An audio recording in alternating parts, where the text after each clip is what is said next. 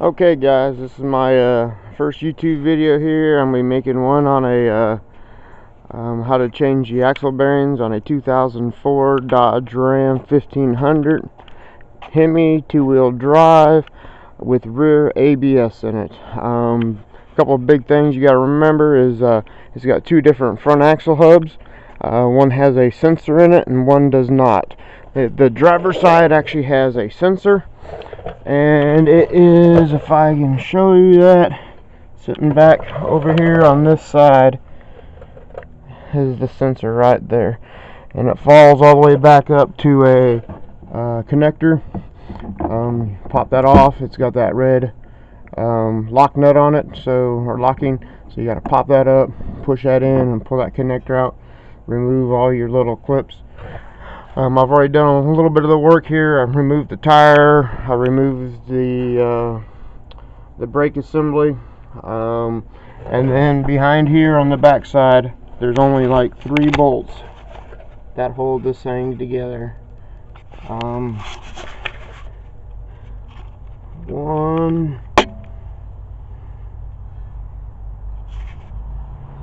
2, 3. So pop those 3 out and this thing just comes right on out. So let me go ahead and get these things disconnected and I'll be back.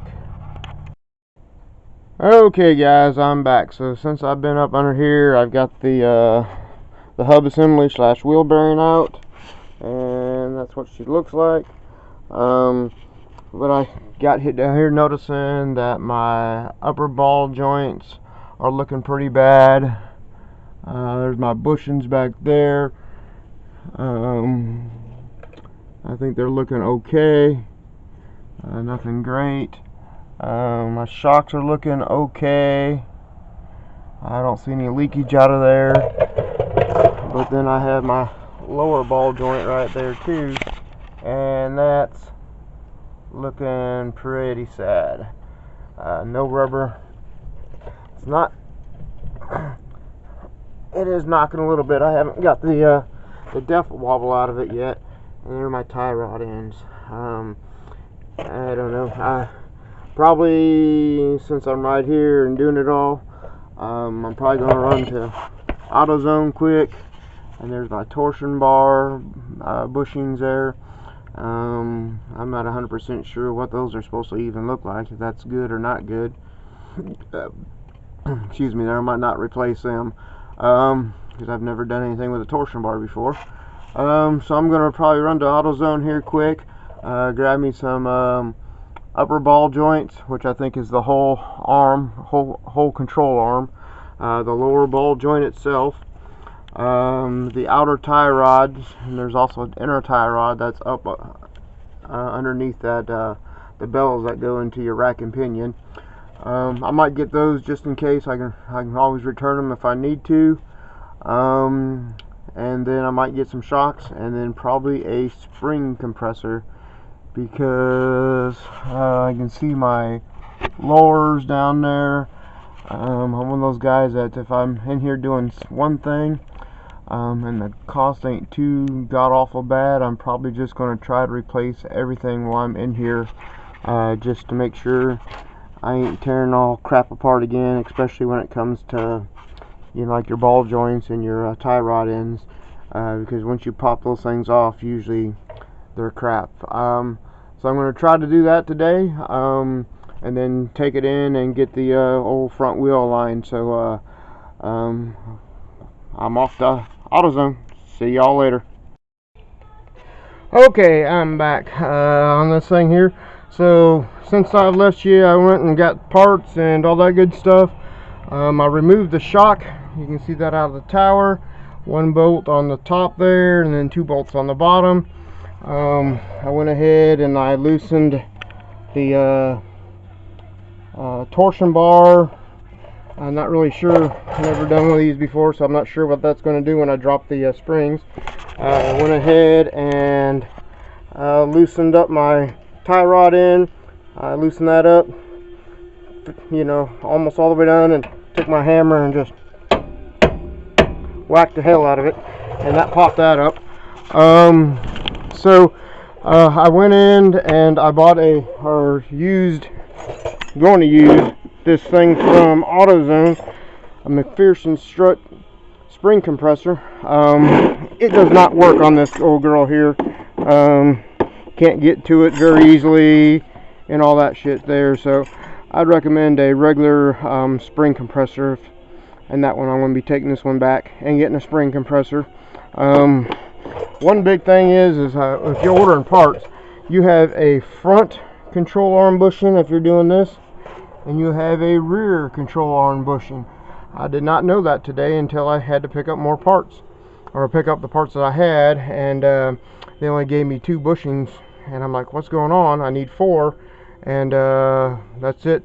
So back off to the parts store again. I really hate living this far away from a parts store, but got the that off, and I'll be talking at you later, probably tomorrow morning. See you later. Bye. Okay guys, I'm back. So yesterday ran into a few problems with some parts issues and things of that nature. Still haven't been corrected today. The guy at AutoZone didn't know that I needed a rear and a front spring, or front and rear lower control arm bushings. He only ordered me the fronts, so I only had 2, so I had to get 2 more, and of course they came in yesterday and they were the wrong ones or in the wrong box or something like that. So hopefully they'll be in today. I also got a coil spring compressor yesterday. I got the McPherson strut kind, and it would not work. It was the bolts would run into the sides here, and you would never be able to compress them. So I went back and got me the actual coil spring compressor, where you take the shock tower out and run that guy up through the middle, put the little like shoe in down there, that guy right there. We got that at AutoZone, like 53 bucks. That's the actual part and part number right there. So this should go pretty good. You just put it in there, get your ratchet on there, and crank away, or put your air gun on it and go to town. So okay, I'm back. So I got the spring compressed up pretty good. Put the jack up underneath the lower control arm just to double check, be on the safe side. Just gave it a tiny bit of pressure. Loosen the tie rod nuts, or the upper and the lower control arm bushing nuts. And now I'm just getting ready to beat them out with the fork, and it should pop. I left the nuts on just as another safety precaution. Don't want anything just kind of popping off and flying away and all that good stuff.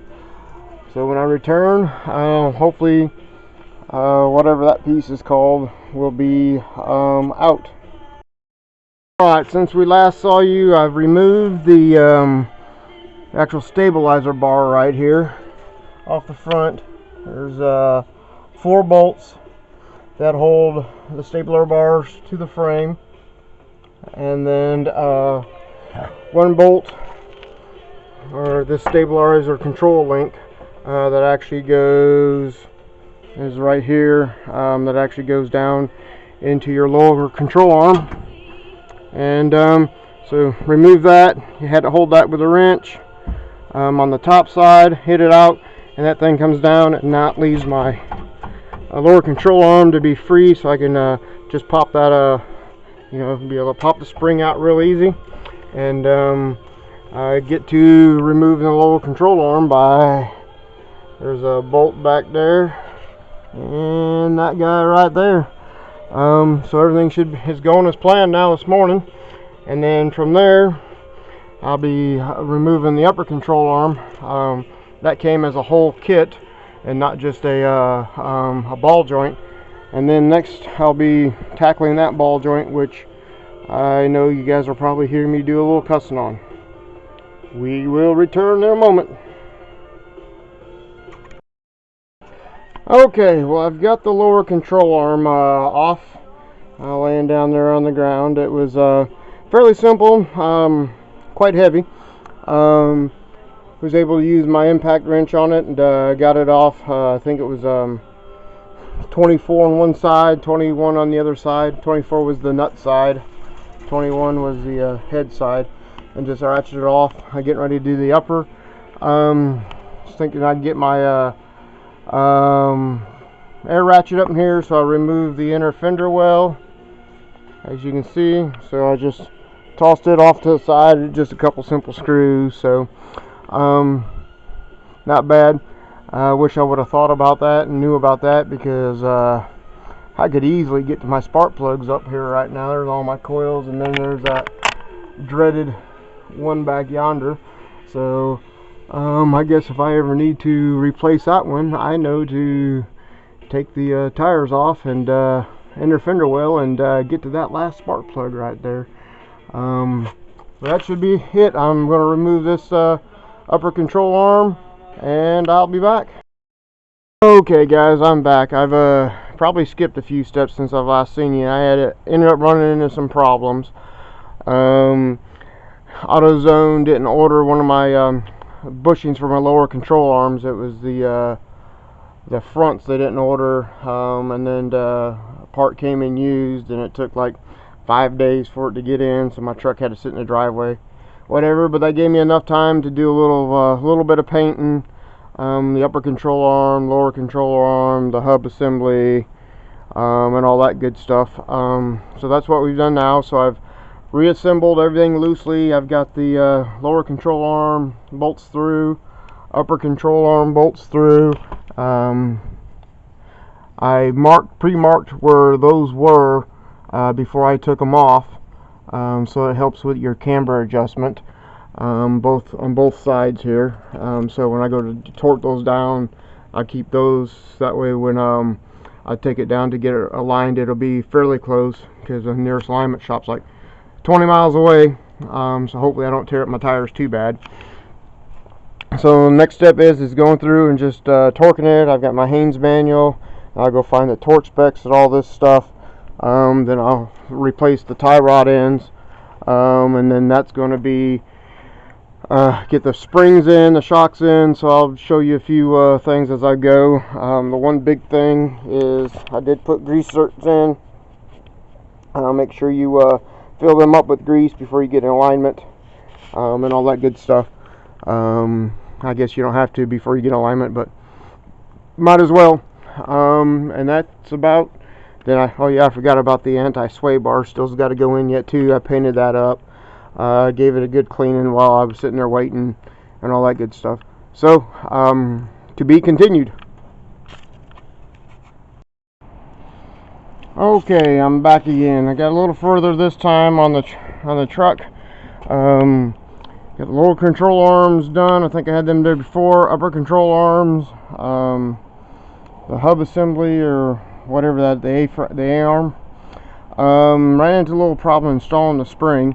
My spring compressor, the one that I showed you guys earlier, wouldn't compress the spring all the way down, and then it popped on me and gave me one hell of a bruise on my leg. So we're gonna have to. So I ended up removing the upper ball joint, dropping the whole lower control arm again, compressing the spring probably about 2 inches, and then I was able to wiggle the spring in, making sure that you get the bottom spring in to the right. There's a little divot down here which you probably can't see at your finger, and then on the rubber piece that goes up here in the shock mounting, there's a rubber piece, and there was an indent in there where the spring sat in too. That might be just because it's old, and that's it. So I did that. Lower control or outer ball joints, broke that nut loose, counted how many turns out that was, put it back in, and that was good. I'll still take it in to get a alignment. Same way with my sway bar or my anti-sway bar. Put those guys in, put it underneath first, the nut underneath, and then tighten that up, and then I made sure I tightened up the 4 bolts that hold the anti-sway bar in itself. It was pretty easy. I thought it was going to be a lot more. I did that when I was jumping, or when I had the jack up underneath here to help compress the spring. So I was jacking, and then that's on a ball joint, so I was moving that to make sure it went in the hole, all that good stuff. So that's where I'm at right now. Everything's been torqued down, getting ready to put the hub assembly on, and that should be like 3 or 4 bolts, and then throw the brakes on this thing, and hopefully I'll be good to go. So I'll come back after I get the hub assemblies on, and that should be it. Okay, I'm back. I got the front hub / wheels assemblies, wheel bearing assemblies on. Don't forget to put your dust guard on. I did, and had to take everything back off. Big thing to remember is the driver's side has this is a 2004 Dodge 1500 Ram Hemi, 2-wheel drive, rear ABS, but they still have a sensor in the front driver's side for your ABS, so make sure you get the right part with the that. Had a issue with Napa. They said it wasn't the same. I showed them Rock Auto's website and AutoZone's website, and they were a pain in the butt trying to get it. But there's the part number, and there's the part number. That one there is just the passenger side. That there's the driver's side with the sensor. It took me actually having to take the hub off and going into Napa and showing it to them before they believed me. Actually, I took both of them in so they'd see it at the same time. But that's about it. So it's on to the brakes now, and then getting the tires back on, and just a double check to make sure I've got all the nuts and bolts and everything else tight. I think I do, but I'll give you another quick shout when I get the brakes on. Okie dokie, well, I've done finished up the job except for just putting the tires on, but went ahead and didn't have the shock on the driver's side installed last time I talked to y'all, so I went ahead and did that. Had to use the floor jack and push it up a little bit after I got the bottom nuts on that hold it to the bottom there, just to get that. Not 100% sure how tight you're supposed to tighten that thing, so I tightened it until the shaft started spinning, so it was a good ways. So that you got a little bit of a bulge there. I don't know if you can see that or not. Getting kind of dark out here, so there's a little bit of a bulge. Imagine it's probably on the bottom side too. So everything's been torqued, put together, brakes have been put back on, and that's about it. So I've gone through, and this is a hell of a task. I thought it was going to be like a half a day job, but it turned out to be at least a day and a half job for me. Not super organized and anything else. So plus with all the parts problems that I've had, it turned out to be a heck of a bear cat. The only thing I probably would do next time, if I have to do it again and have the option, is buy the whole lower control arm piece already pre-assembled that's had the lower ball joint in it, and then the 2 bushings in it. So that might have saved me quite a bit of time, quite a bit of hassle. Or if you don't need to replace the inners, you'll have to end up doing the just the ball joints themselves. Get yourself a good ball joint tool. I use the one from it's called a Pittsburgh brand. It didn't have enough oomph, or I didn't have enough oomph on it. I tried to press and press and press, even got my big torque wrench, big air gun out that had 700 pounds of pressure to it, and it wouldn't budge it. So I borrowed a buddy's press and pressed those in and out, which went pretty good.